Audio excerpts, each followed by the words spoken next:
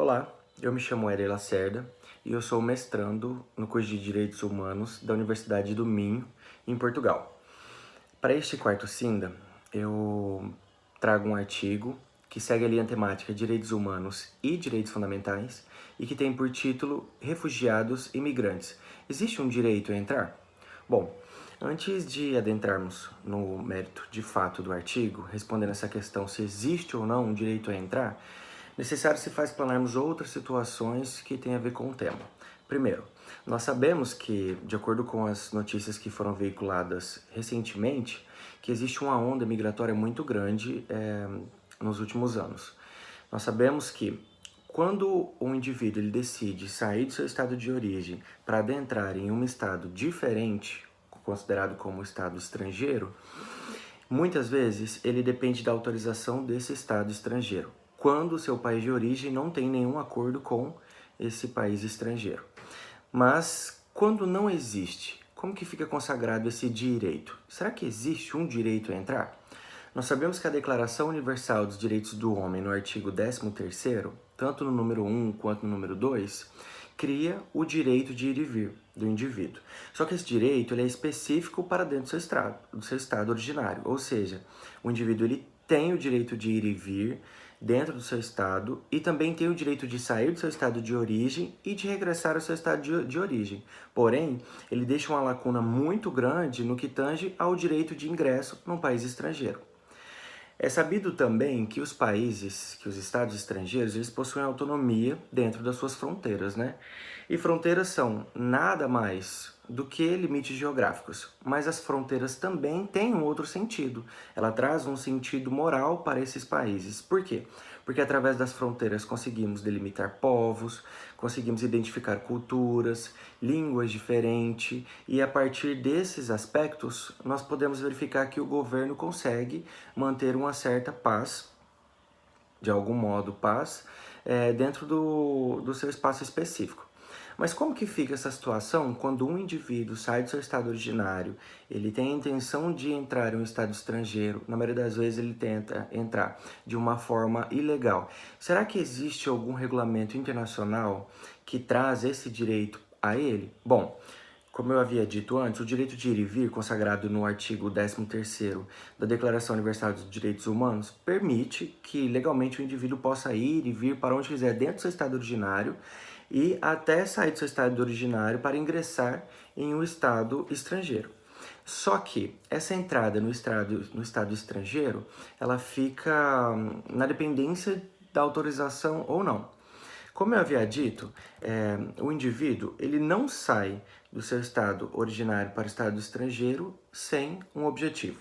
Esse objetivo pode ser simples, como para fins de trabalho, uma nova identificação de nova cultura, estilo de vida, estudo, como é o que acontece na maioria dos brasileiros que decidiram se mudar para a Europa para poder fazer curso de mestrado e doutorado, mas também tem um motivo que é muito importante, que nós não podemos esquecer, que é um motivo de crise, quer seja crise política ou crise natural, como aconteceu, por exemplo, como está acontecendo, por exemplo, no caso na América do Sul, em que existe uma crise dentro de um país específico e essas pessoas que não se identificam com o modo de pensar dos políticos ou que estão sofrendo algum tipo de ameaça ou algo nesse sentido, intentam sair do seu país de origem para adentrar no estado estrangeiro, né?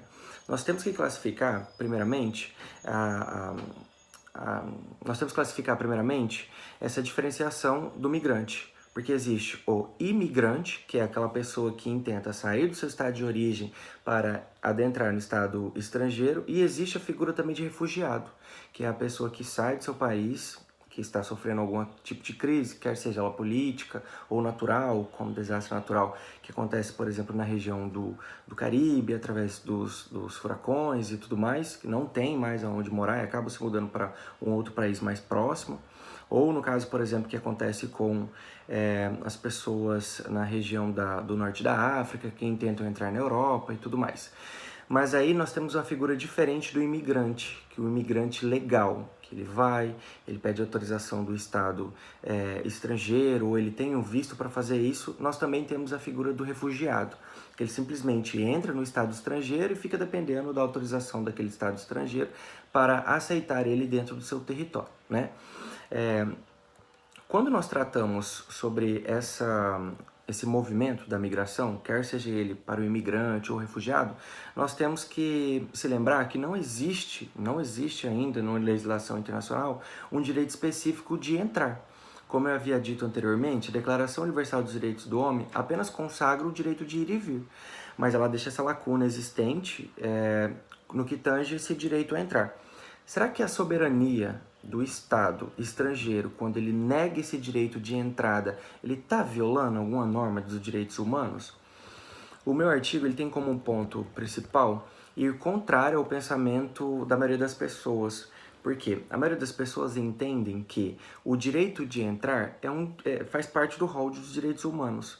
Só que nós temos que analisar que quando uma pessoa, quando uma massa específica intenta entrar no Estado estrangeiro, nós temos que tentar colocar numa balança o que deve prevalecer, o direito de uma minoria ou o direito de uma maioria. É lógico que existem várias questões aí que devem ser discutidas com relação aos direitos das minorias. Mas nós sabemos também que quando essa migração ela é em massa, principalmente, por exemplo, na questão dos refugiados, elas acarretam algumas situações de desconforto para o país de origem. Algumas vezes fica fragilizada a questão da mão de obra, fica fragilizado também a questão da economia, fica fragilizado também a questão da segurança de um país. Então, até que ponto deverá ser legal esse direito de ir e vir, esse direito de entrada num país estrangeiro? Existem duas teorias que são tratadas a respeito desse tema, que é migração, que fala sobre o direito, que fala que existe um direito a entrar e também fala que os países são soberanos e que eles, pela sua soberania, não existe um direito a entrar. A teoria padrão, que é a teoria sobre o significado moral das fronteiras, diz que a fronteira está ali para ser cumprida. Né? De alguma forma o Estado ele impõe seu poder através das suas fronteiras. Né? Michael Walzer, no seu livro Da Esfera das Justiças, em seu capítulo 2, que fala sobre a qualidade do membro, trata da importância de manter essas comunidades políticas, porque as fronteiras elas exercem, além dos limites geográficos, imposição de limite moral. E o seu Estado ele possui de alguma forma um poder que ele exerce há anos, que conquistou através de guerras e tudo mais lá atrás, e que esse poder ele tem que ser levado em consideração. Por exemplo, para os brasileiros, é uma frustração muito grande para os Estados Unidos ter que negar os vistos dos brasileiros. E isso gera um desconforto, gera uma questão, por exemplo, será que o presidente dos Estados Unidos não tem uma ideia diferente que vá contrária aos direitos humanos? Outra situação também envolvendo os Estados Unidos é a questão da construção do muro na divisa com o México. Será que não está infringindo direitos humanos aí? Bom, essa teoria ela rechaça o entendimento de que não, que o país ele é dotado de poder para isso. O presidente ele tem esse poder para poder manter essas fronteiras fechadas e ele faz isso em bem da maioria da sua população. Também existe outro tipo de teoria, que é chamada Teoria das Fronteiras Abertas.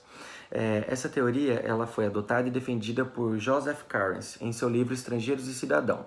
Ele diz que o cidadão ele não pode escolher aonde nasce, desse modo, então ele é um cidadão do mundo. Ele pode ir e vir para onde ele quiser.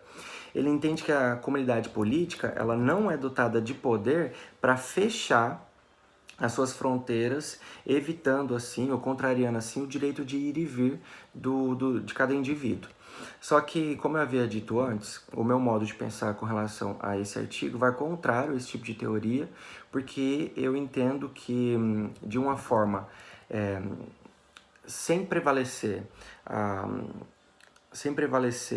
o direito da maioria em relação ao direito da minoria, mas nós temos que analisar que a atual conjuntura internacional, que as culturas da maioria dos países não suportam o entendimento de que as fronteiras devam ser abertas. Nesse sentido, então, a teoria padrão, ao fechar as fronteiras, permite um maior controle político, bem como mantém ainda a cultura, a identidade cultural acima de tudo e reafirma a soberania de um país. Não que a privação desse direito de ir e vir além das fronteiras seja o ideal, realmente não é. Na verdade, está aquém daquilo que se busca como universalização dos direitos humanos, que é o que tanto se almeja dentro dos direitos humanos. Porém, como eu havia dito antes, a atual conscientização não permite que a adoção das fronteiras abertas seja o ponto principal para que crie ou que rechace um direito de ir e vir além do seu estado originários, né? Até porque já foram travadas outras guerras no intuito de fechar as fronteiras para evitar com que pessoas estranhas daquele estado acabem adentrando, né? Então, o que eu venho tratar nesse artigo tem como principal isso. E será que existe um direito a entrar? Não existe o direito a entrar ainda rechaçado pela legislação internacional. E por uma questão de conscientização, eu entendo que as fronteiras ainda devam ser fechadas. Não que o Donald Trump, por exemplo, tenha razão em tudo aquilo que ele fala. Não, não é isso que eu quero dizer. Mas eu quero dizer que o bem da maioria tem que ser levado em consideração também.